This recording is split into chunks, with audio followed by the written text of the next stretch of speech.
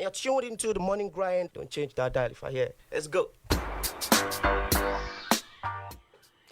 What's up, guys? We are back. We're back. Good morning, everybody. I am Amanda Sapp. We got Wink in the building. Hey, guys, we're your Do Good Through Good station. Good morning.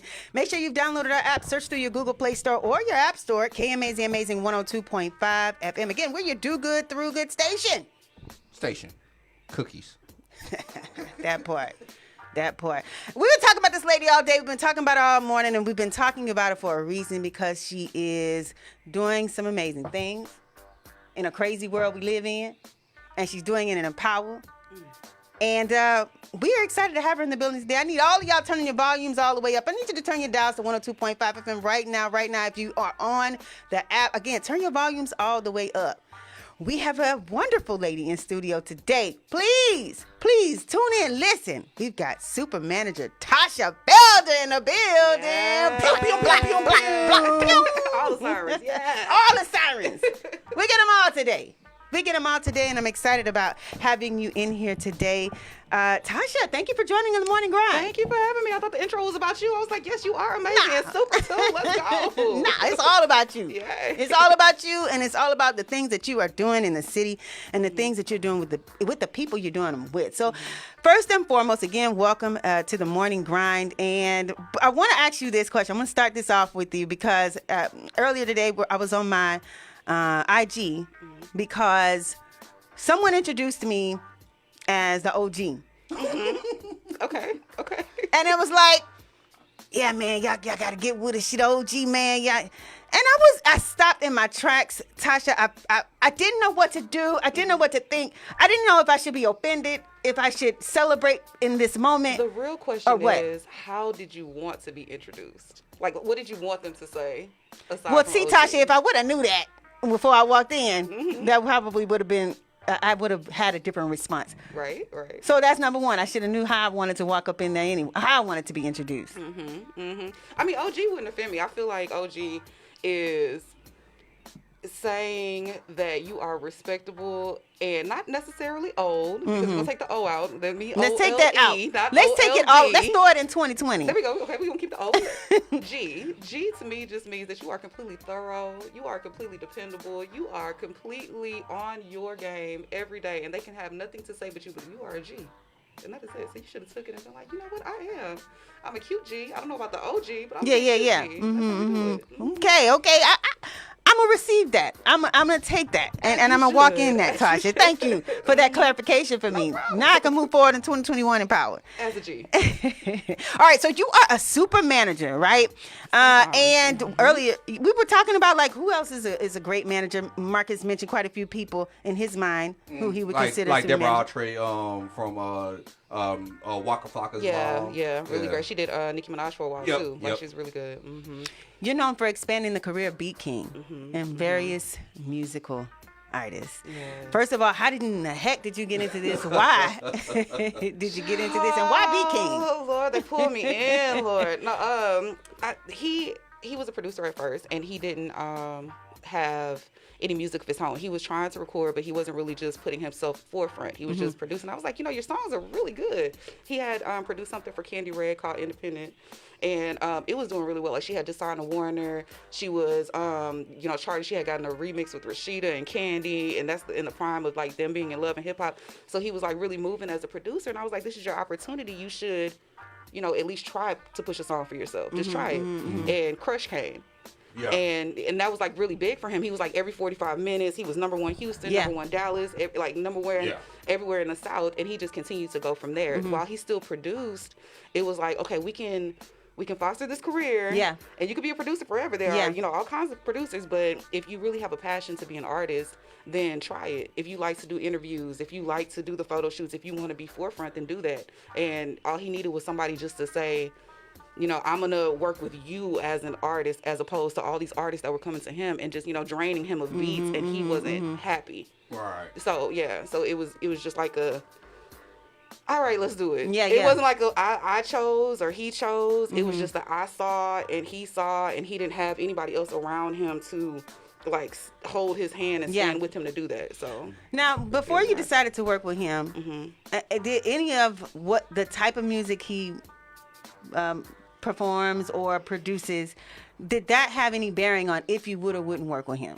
See, at any point, I feel like I play devil's advocate a lot because I want to go to the strip club too. Sure. Like I have been to the strip club. Like I don't be doing that, but I mean. But I want to go to. I want the wings too. Like I want to go too. So I want to eat the wings. Yes, I want to go to when he was in his PV phase. I want to go to the PV party too. You know what I mean? Like when he first started, I was 22. You know what I mean? I'm like the youngest manager in the city, and it's like there are these parties that if I wasn't his manager, I would probably be there on my own. So nothing that he does bothers me. Sometimes I have to like pull him back and be like, you can't say that. Sure. Or you can't do that. Sure. And he does it anyway. But but I have to try and like hold him back. So there are like certain things, like I have daughters, so I kind of like am cautious of the things that he puts out there because you can't pull it back. How old are your daughters? Or how old are the daughters? 8 and 10. Okay. So okay.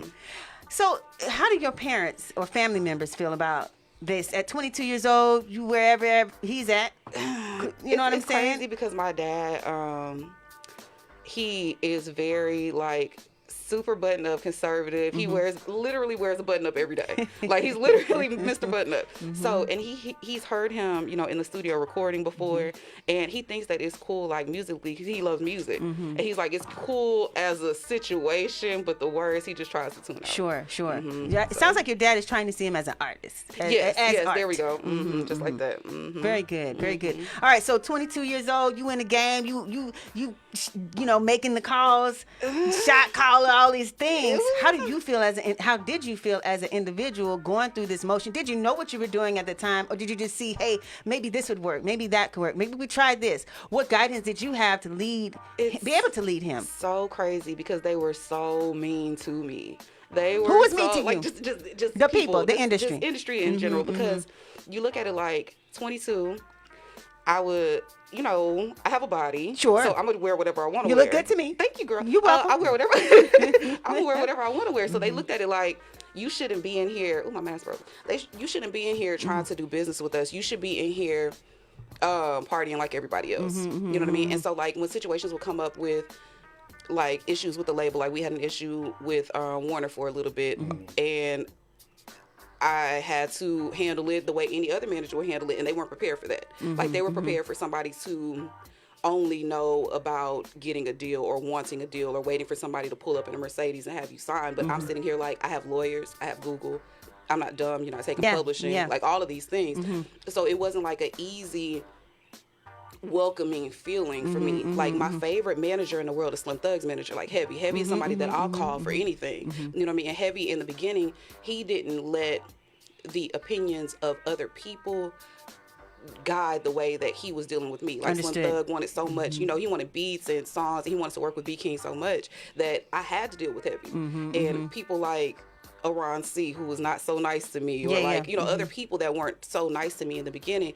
it was like I had Heavy. And they had to do nothing but like respect, okay, we're gonna go with this next single, and I'm gonna have this person who I'm gonna call is gonna help me if y'all want to answer my calls. If y'all won't help me with these things, I have this person. So I always like take him as like my respectable OG, that comes in and is there. So did OG Ron C know that he was mean to you? Because sometimes people do stuff they don't know. It's like, they didn't know they offended you. Yes, he was doing it intentionally. Yes, and we talk about it now, we laugh about it now, but I think with him, he was so deep in the industry. He had been there for so long. Like he had, his mixtapes, he was already on the radio stations, all this stuff. He was so far in that he knew what you're supposed to do. And me, 22, I'm here with my books. Like I didn't go to college. Like I'm sitting here with my books, and he's like, well, you don't need to register things this way because in a later life it's not gonna. And I'm just like, don't tell me what to do. I'm gonna register it how I feel like Google just told me to register it. And we just the internet said I didn't do this. What you mean? Yeah, and it is just we just bumped heads for so long. I think it's a lot better now, but I know that we just bumped heads for so long, and like us bumping heads put like this image on me that I was just like mean, or I was like crazy, because you would see me in public at some event and I'm arguing with Ron C, like, and people are looking at me like the OG. Yeah, and I'm and it's like, okay, well you're obviously crazy, so we're gonna just trust in him. And it was just like that for so many years, like. And if I'm picturing this a whole scene in my head. And where there may be some people who may think you might be, she's crazy. There's another set of people who are like, this is a boss. Yeah, it's passion. You know what I'm saying? It's passion, and it's mine, and it's if you allow someone to lead you somewhere that benefits them, you'll sit in a pot that benefits them. Come on. Like you have to sit there and focus on your goals and your end goals, and allow people to work with you, but not allow yourself to be working for somebody else. And you have to remember, it ends for everybody, and some people it's over for them before they're ready. Come on. So you have to make sure that you get what you need out of it, so you're not sitting at the end like it left you before you left it. You know what I mean? So let me ask you, what is your experience with working with women in the industry? Because for me, I can only speak for myself, it hasn't always been so nice. Right. If they even talk to me at all, you know what I'm saying? I'm up here looking like, why y'all want, I'm coming here smiling. What the problem is, I've tried to how did you manage deal with that? a few female artists, and with B King, he works best with females. Like, that is what he does. He is best with rappers. He's good with making someone who may be a stripper. He knows how to push them in a place where they're in the same lane as him. He works best with females. So a lot of times he'll get somebody and they have nobody, but he likes their talent. So I'll try to manage them. Like, I managed Cat St. John. I managed Jade. I like Cat. I managed Big Jade for him, and we get them in a place where their singles on the radio, or we get them in a place like Jade just got signed to Alamo. We get them in a place where they get deals, and it's good with them. When it comes to people that are females in the industry, and I say females, and that's such a horrible word, I want to say women. I mean... women in the industry, I feel you can work with other bosses and there's an understanding, but then there are also people who they don't really know where they're going, and they see you as a threat. And they say that alpha females can't be with other alpha females, and that's not necessarily true, because true alpha females, they're secure within their own purpose. They're secure within what they're doing, and they have no problem. Like, I can come to you and do an interview with you because your purpose is your interviews, and my purpose is, my art. So we can come together and do something. But if we were both in the same space, then it could be a threat. So I look at it that way sometimes, as long as you're helping somebody. What do you think that we as women can do to kind of sever that? We want to chill out, because it's really not that serious. It's like we could.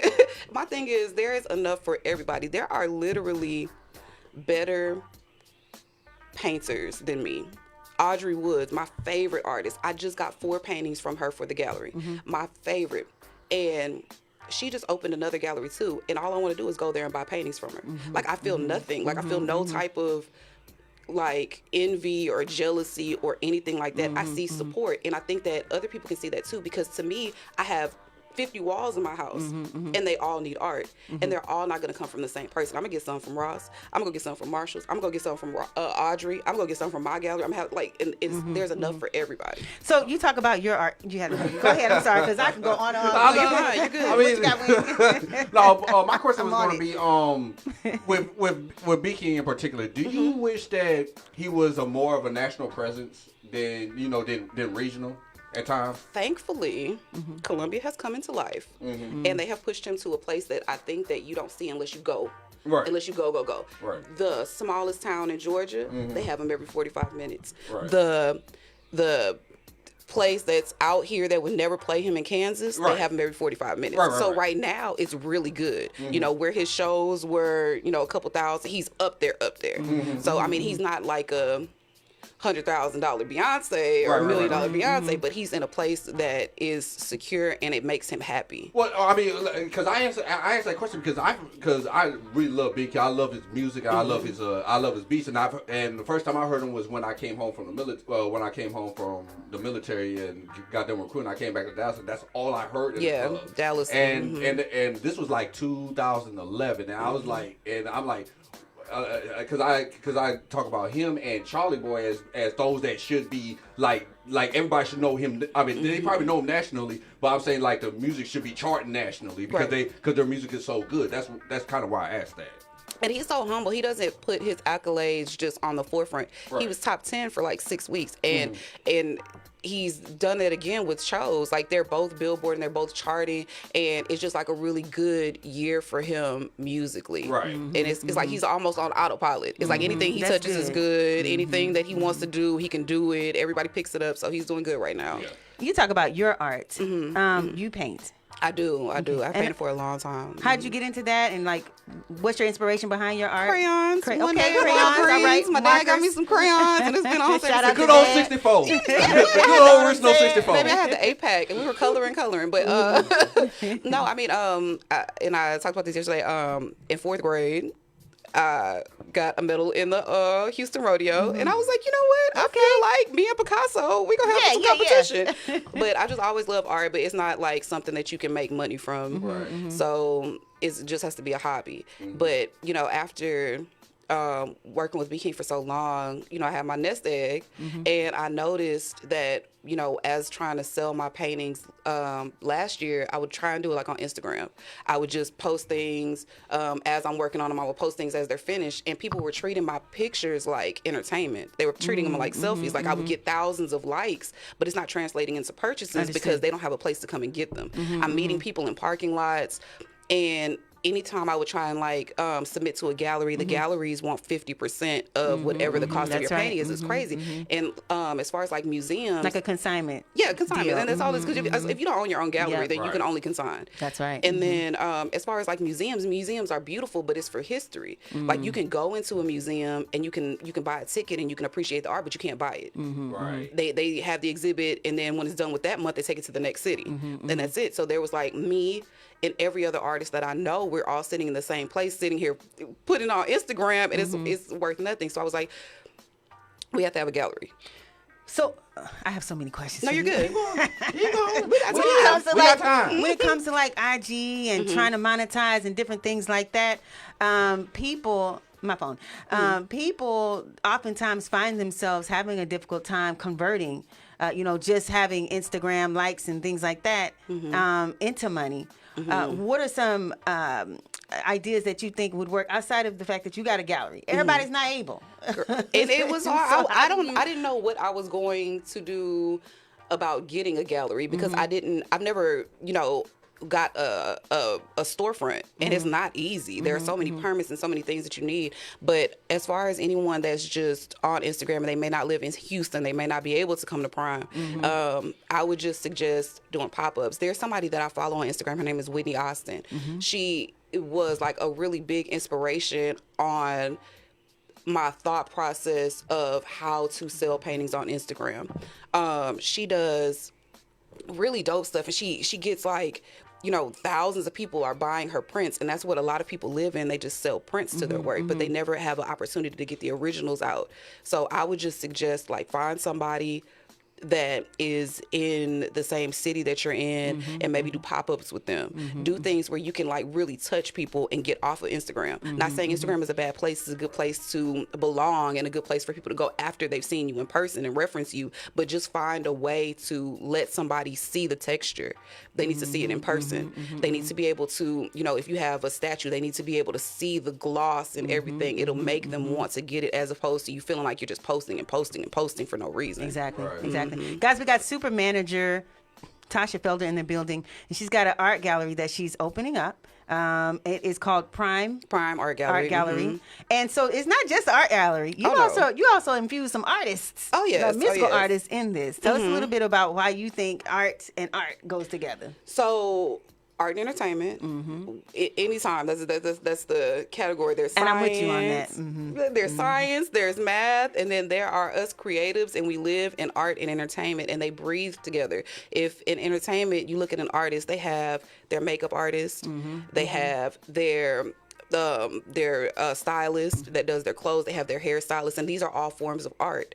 They have the designers of their set, and these people are all forms of arts. And I'm like, if you can conquer entertainment, if you can conquer the business of entertainment, which teaches you so much without having to go to college, I know how to hire my CPAs, I know how to hire all of these people, then I carry that same knowledge and bring it over into art, because all of these people are artists. Like, there's a guy I know, his name is Nar Got Soul. He does a lot of shows. He just shows shoes for Bun B. He's always on like Channel 2, does all these things for people, but he has no place to put he does Nordstrom might, have a couple of his shoes on display, but he's a true artist. Which is big. It is. That's huge. They'll put his shoes on display, but I would love to, bring different forms of art into the gallery, because people need to see that those people that are in entertainment, they are truly artists.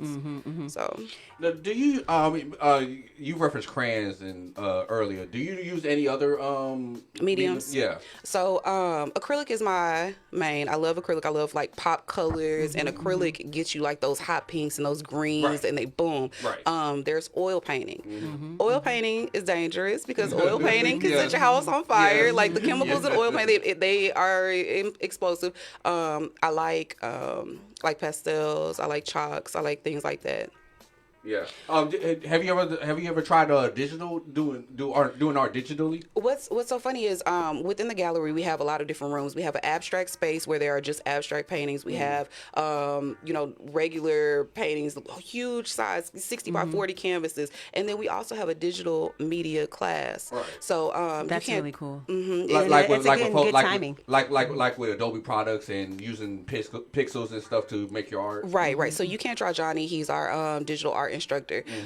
Workshops. If you want to learn just how to use Photoshop the right way, use the brushes, use the tools the right way. And not use them for just me. Right. Yeah, not just to be petty. If you want to use it the right way, then Johnny will come in and he'll teach you how to use Adobe. If you decide that you want to do anime, he can teach you how to animate that thing that you have now created in Photoshop, and now it's alive. Yeah, you can use like in the After Effects, because that's why I use it. You use After Effects in Photoshop. Come to a class, because Johnny would love to have you with knowing the terminology, That's because I really have no cool. idea what I'm talking about. Right. Like the brushes and the tools, and he's Sound like, like nah, you know. Tasha. Oh no, like the whole Adobe suite is like I would say about 90% of the Adobe suite has to do with art, and has to do with like creating like through digital art, digital motion picture, digital music and stuff like that. Yeah, so if you wanted to learn how to do videos, you need stuff like that. Or if you wanted to just learn how to do flyers, which is important, graphics and all this stuff, he teaches all of that. So digital media is an art form too. So at Prime, it's not just, will you have shows there? Will you have events going on? Will people be able to do pop-ups at your gallery? Yes. So the entire space is rentable.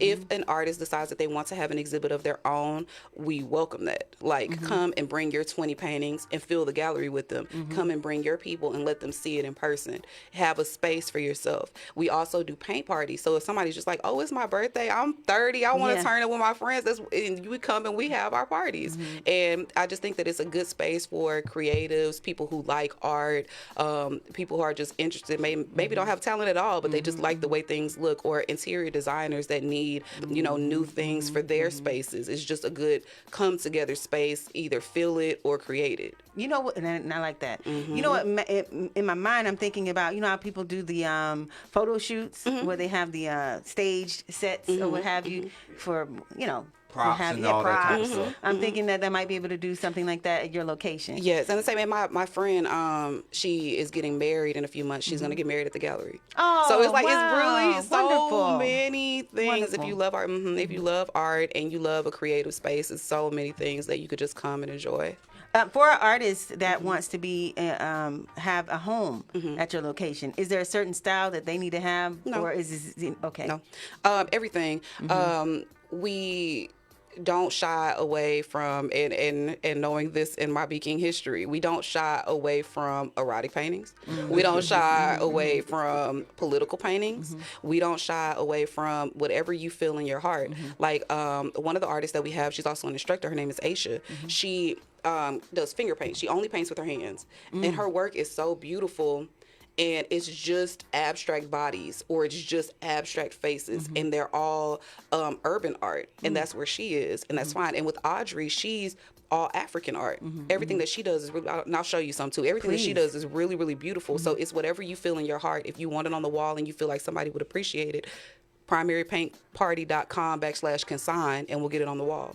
And then lastly, age. Is there a certain age that you have to be to have your art? Well, in the me in my studio? 20s. No, I'm kidding. There is no age. Art is ageless. I believe that, children are going to come in with their LOL parties and their Barbie parties. And then there's going to be somebody with, hey, I just turned 50 and I want my party and we're going to do it. And art is ageless. So From finger painting to sipping paints. yes, for real, on a t-shirt, real quick. Right quick. That is good. All right, so guys, we got a super manager, Tasha Felder. She's in the building today. She's got an art gallery that's opening. You have a grand opening. It's January 20th. Yes. On inaugural. On Inauguration Day. Perfect day to pick, right? Perfect day. Perfect day. And real quick, just to tap into the subject real quick. What do you think about what just happened Wednesday and this chaos? Those people are Mick so says that's an understatement. ghetto. What are y'all? They are so They're going to jail. Yeah, Tasha. they going jail. They going to real jail. I just pointed out like in the last time I pointed out 20 different people, and that's not even like a smidgen of the people that stormed that place. Tasha, were you surprised? At the riot. I'm surprised at where they're doing it. Like, it sets a bad example if you're looking from another country. I feel like if it was like walking downtown and they're just, tearing up maybe Targets and stuff, but they're literally in a government building. It shows no protection. Breaking it down, like banging on the door. Oh, to no, get no, in, not even banging on the door, just Olay. Exactly. They were let in. Yeah. Like they had automatic doors. Like they're just in Exactly. like, it's fine. Like, y'all come in. It's a party. Like they all had invites. Like, but it just shows. It sets a bad example. It's embarrassing, and it sets a bad example. It shows that we have no protection in our own government. And I just try to say them le ghetto, less side. Like no. But I said it was trailer parkish. So in the late new year, what are your plans? What are your New Year's resolutions? And then we're gonna wrap this interview out because I know we going on. keep dying. Everybody's phones is dying up in here. Everybody's phone. My phone done died twice. And look, so for the new year, I just, hope to get Prime in a place where it is running smoothly. I hope that, it's a good environment for everybody. It's something that I want for myself. I would love to sell my own paintings, but it's truly like a vision of everybodyness. And I just hope that, that transpires and that, people appreciate, my blood, sweat, and tears that I've been putting in for months and months. We work so hard to just get it to where it is. So I just hope that that's what this year brings. And this is my last question. We're gonna wrap this up. I'm sorry. No, you're good. I love it. Go ahead. When you mention everybody, helping everybody, how do you maintain self and still help everybody? How do you elevate you and keep your own personal brand going, knowing that you got other brands who are expecting you to show up for them? I feel like you can't make somebody choose. I could fill the gallery. There are literally galleries that belong to solo artists. And I could fill the gallery with myself, and somebody could come there and they could not like anything and they could leave. And it wouldn't be because there was competition. It wouldn't be because there was somebody else in there. It would just be on choice. So why not give multiple choices? Like, why crab in the bucket when they could not choose me anyway? Well, how does Tasha Felder keep your own personal brand going when you have other artists that you're managing and other businesses that you're managing? How do you keep your own personal brand excelling? Manage myself. I just have to manage myself. I don't think that I see myself as an artist that needs to be like managed. So I just look at other people like Aisha. She is one of the instructors. I look at her like, you need to be managed. And even though it's art, I look at her like, you need a schedule for your classes. You need to know when you need to put your paintings up. So I just look at everybody like they need to be managed. And sounds like this is your passion. Yeah, and in doing that is my brand. And that's your brand. Got you. So that makes sense. That's what it is. You can help others while helping yourself as long as you don't feel like there's a competition. You know what's crazy? I saw this thing that Tina Knowles had. She's not Knowles anymore, sorry. She had Beyonce and her sister do classes to help them not be competitive, because competitiveness makes you feel envy, and the envy makes you do things that you normally wouldn't do. It distracts you from working on your own purpose, and people come to things that are built. So if you're building yourself, then they'll come regardless of anything else around you. They'll tune that out. So I think in managing other people, with no feelings of competitiveness, then I'm able to elevate myself too. Yeah, it works, stuff. girl. I don't know, it works. Good stuff. Tasha Felder, she's in the building, guys. She's got a Prime Art Gallery that's opening up on January 20th. Who can come? How did they get Everybody in? can come. So the grand opening, primarypaintparty.com/events. Just go to the grand opening link. It is completely free. If you want to have paintings up during the grand opening or after, primarypaintparty.com/consign, like consignments, but just consign, and we'll get it up on the walls. That's it. Is there any other? She giving you tips on something. She wants you to yeah, say. please wear a mask. Please wear a come with mask. the Oh, yeah. Please wear a mask. I mean, I'll have a few. They might have been worn already. They might have some lip gloss on them, but please wear your own. Wear your own mask. Is there an artist that you want to manage, Tasha? I'm sorry, but we're gonna leave. I keep bringing up Beyonce because I want to manage her secretly. I want to work with a female singer. I think that they're beautiful. I would love to just like gospel, R&B, what genre? I think R&B mostly. I would love to just watch the development of a female singer. That would be beautiful. Very good. All right, everybody. I'm Amanda Sapp. And Wink over there. Hey, Tasha Felder. Filming. No. Thank you for joining us today. Thank you for having me. I love y'all. Y'all are great in here. Thank you. We appreciate you being here. Appreciate your presence. And appreciate what you're doing as a woman, as a Black African American woman. Yes, child. You know what I'm saying? In the world today, pushing forward during the pandemic, might I add.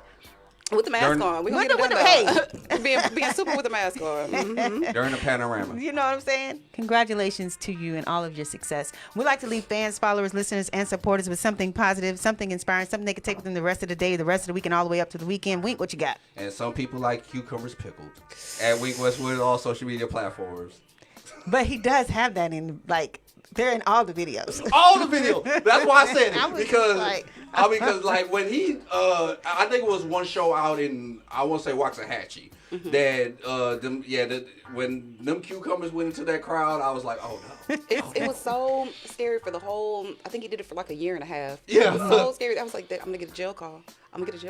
Because, Langston University, they had him pull down all the videos. We would get so many calls after from like girls who had lawyers calling, and they were like, I want the video removed, because he would post them on his Instagram. But it's like he has freedom of speech. He can. We're done, right? Like, and they did what they wanted to do. At that moment. He was posting them on. He was posting them on Twitter too. And it's so hard. And it's so hard to say that, because they literally would take it out of his hand. They would do it themselves. That's what I'm saying. The entire crowd would record it. Yeah. He would take videos that maybe somebody else recorded, or maybe the promoter recorded, and he would post them. And then they would only hit him. They would only say, I want you to remove it. And they would have their lawyers calling him. And I'm like, but you can't. Yeah. In the entire crowd of people, are you gonna call each one of them individually? So it was always like a worry. Those scenes from him remind me of, you remember when MTV used to have a spring bash and things like that. Yeah. Remember that? Spring All bling. the people, spring bling. But his is a little more, a little more it's not necessarily.